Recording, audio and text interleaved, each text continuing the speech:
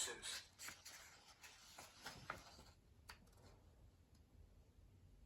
At the far end of town, where the grickle grass grows, and the wind smells slow and sour when it blows, and no birds ever sing except in their clothes, is the street of the lifted Lorax. And deep in that grickle grass, some people say, if you look deep enough, you can still see today, where the Lorax once stood just as long as it could, before somebody lifted the Lorax away. What was the Lorax? And why was it there? And why was it lifted and taken somewhere? From the far end of town where the grickle grass grows, the old Westler still lives there. Ask him. He knows. You won't see the Westler. Don't knock at his door. He stays in his lurkum at the top of his store. He lurks in his lurkum, cold under the roof, where he makes his own clothes out of myth, mufford, and moof. And on special dank midnights in August, he peeks out of the shutters. Sometimes he speaks and tells how the Lorax got lifted away. He'll tell you, perhaps, if you're willing to pay.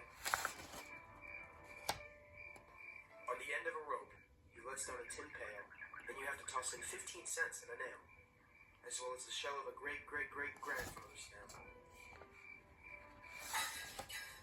Then he pulls up the pail, makes a most careful count, to see if you paid him the proper amount. Then he hides what you've paid him away in his snuff, in his secret strange hole in his grubberless glove.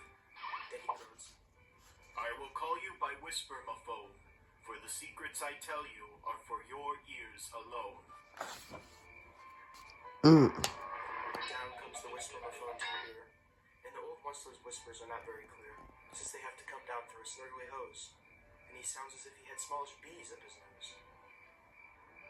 Now I'll tell you, He says with his sounding gray, how the Lorax got lifted and taken away. It all started way back, such a long, long time back. Way back in the days when the grass was still green, and the pond was still wet, and the clouds were still clean, and the song of the Swanee swans rang out in space. One morning I came to this glorious place, and I first saw the trees, the truffula trees, the bright-colored tufts of the truffula trees, mile after mile in the fresh morning breeze.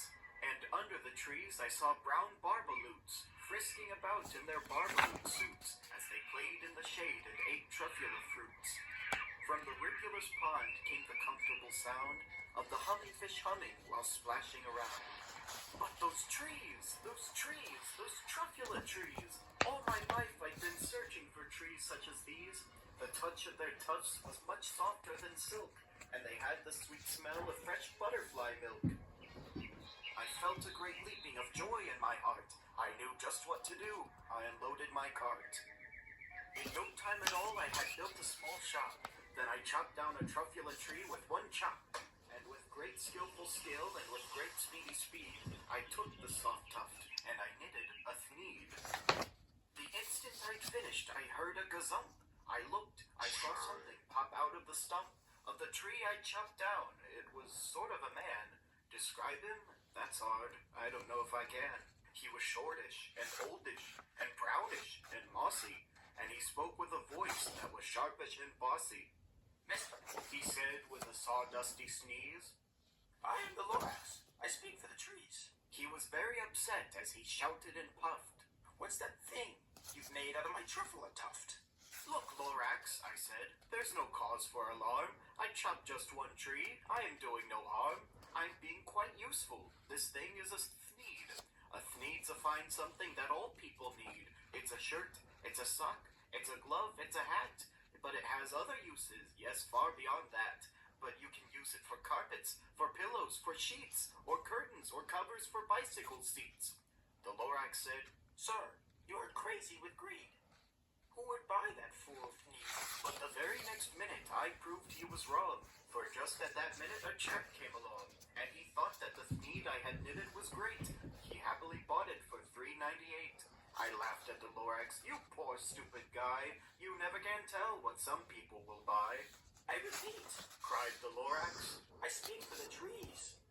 I'm busy, I told him. Shut up, if you please. I rushed across the room and in no time at all built a radio phone. I put in a quick call. I called all my brothers and uncles and aunts, and I said, listen here, here's a wonderful chance for the whole Onceler family to get mighty rich. Get over here fast, take the road to North Nitch, turn left at Weehawken, sharp right at South Stitch. And in no time at all, in the factory I built, the whole Onceler family was working full tilt. We were all knitting fneeds, just as busy as bees, to the sounds of the chopping of truffula trees.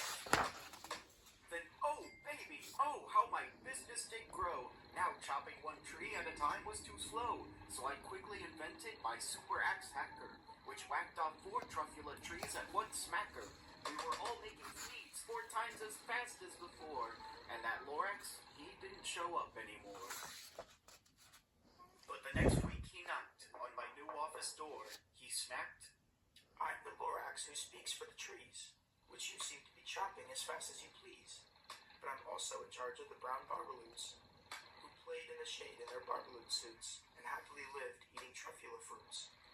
Now, thanks to your hacking my trees to the ground, there's not enough truffula fruit to go around. And my poor barbaloons are all getting the crummies because they have gas and no food in their tummies. They love living here, but I can't let them stay. They'll have to find food, and I hope that they may. Good luck, boys. he cried, and he sent them away. I, the Onceler, felt sad as I watched them all go. But business is business, and business must grow, regardless of crummies and tummies, you know. I meant no harm, I most certainly did not, but I had to grow bigger, so bigger I got. I biggered my factory, I biggered my roads, I biggered my wagons, I biggered the loads. Of the fneeds I shipped out, I was shipping them forth, to the south, to the east, to the west, to the north. I went right on biggering, selling more fneeds, and I figured my money, which everyone needs.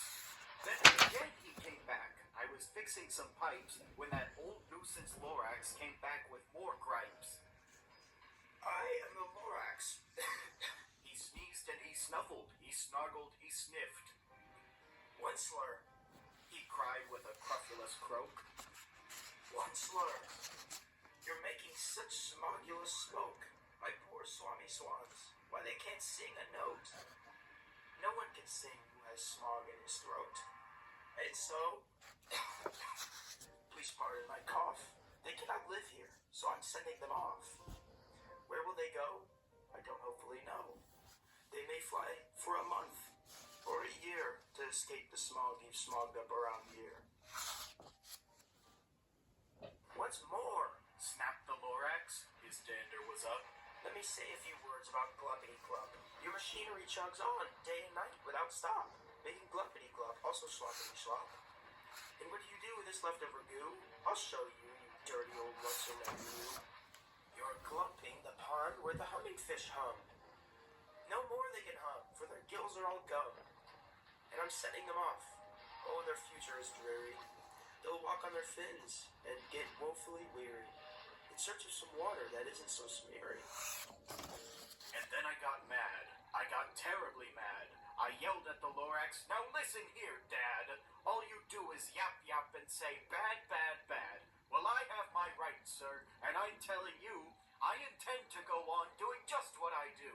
And for your information, you Lorax, I'm figuring on biggering and biggering and biggering and biggering, turning more truffula trees into fneeds, which everyone needs. And at that very moment, we heard a loud whack. From outside the fields came a sickening smack of an axe on a tree. Then we heard the tree fall, the very last truffula tree of them all. No more trees, no more needs, no more work to be done. So in no time, my uncles and aunts, everyone, all waved goodbye. They jumped into my cars and drove away under the smoke-smothered stars. Now all that was left beneath the bad-smelling sky was my big empty factory, the Lorax, and I.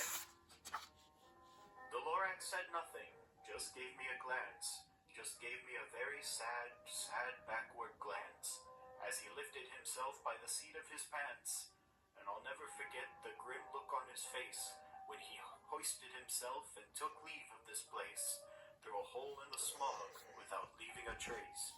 And all that the Lorax left here in this mess was a small pile of rocks with the one word, unless. Whatever that meant, I just couldn't guess. That was long, long ago, but each day since that day, I sat here and worried away. Through the years, while my buildings have fallen apart, I've worried about it with all of my heart. But now that you're here, the word of the Lorax seems perfectly clear. Unless someone like you cares a whole awful lot, nothing is going to get better. It's not. So, catch! It's a truffula seed. It's the last one of all. You're in charge of the last of the truffula seeds, and truffula trees are what everyone needs. Plant a new truffula, treat it with care, give it clean water and feed it fresh air. Grow a forest, protect it from axes that hack. Then the Lorax and all of his friends may come back.